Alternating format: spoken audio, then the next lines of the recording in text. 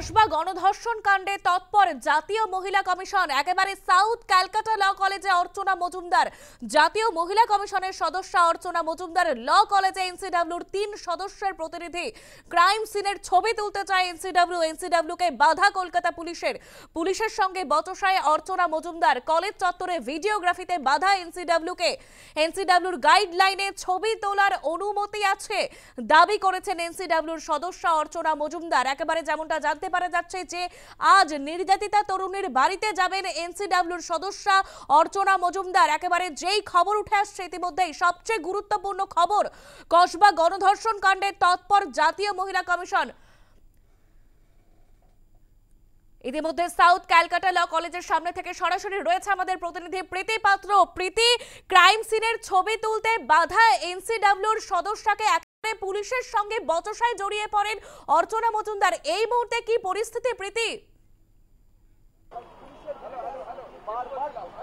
একেবারেই দেখো, প্রথমে বচসা সৃষ্টি এবং পুলিশের তরফ থেকে পরিষ্কারভাবে জানিয়ে দেওয়া হয় কোনো রকম ভাবেই কিন্তু ভেতরে তিনি যেতে পারবেন, গোটা কলেজ ঘুরে দেখতে পারবেন, তবে কোনো ভিডিওগ্রাফি বা ফটোগ্রাফি করা যাবে না। এবং সেই দাবি মেনে নিয়ে কিন্তু অর্চনা মজুমদার তিনি ভেতরে যান এবং তারপরে কিন্তু ইতিমধ্যেই তিনি রওনা দিয়েছেন এখান থেকে। এবং তিনি জানান যে ভেতরে গিয়ে তিনি দেখেন কোনো পরিবর্তন কিন্তু তার নজরে আসেনি।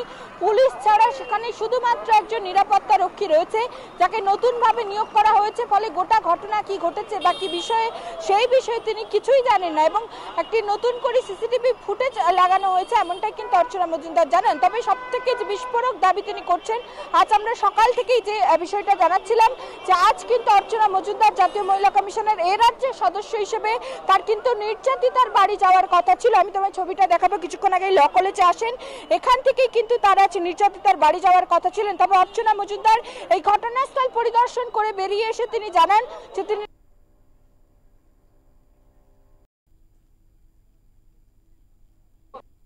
এসএসটি বিদিশা কলিতা এবং কসবা আধিকারিকরা এবং যে সিটের যারা সদস্যরা রয়েছে, যে সিট গতকালই গঠন করা হয়েছে, তাদের সঙ্গে যখন কথা বলেন এবং জানতে চান যে ওই নির্যাতিতা কোথায় রয়েছে, তার সঙ্গে জাতীয় মহিলা কমিশনের সদস্যরা কথা বলতে চান। তবে সেক্ষেত্রে পুলিশ নাকি যে নির্যাতিতা কোথায় রয়েছে সেই বিষয়ে পুলিশ কোনো কিছুই জানেন না। এবং কেন জানেন না এই প্রশ্ন করায় পুলিশের তরফ থেকে নাকি বলা হয়েছে গতকাল যখন নির্যাতিতাকে নিয়ে আসা হয়েছিল এখানে এবং তারপর পুলিশের তরফ থেকে বলা হয়েছিল যে তাকে প্রোটেকশন দেওয়া হবে, তবে ওই তরুণী তিনি জানিয়ে দিয়েছেন তিনি প্রোটেকশন নিতে চাই না।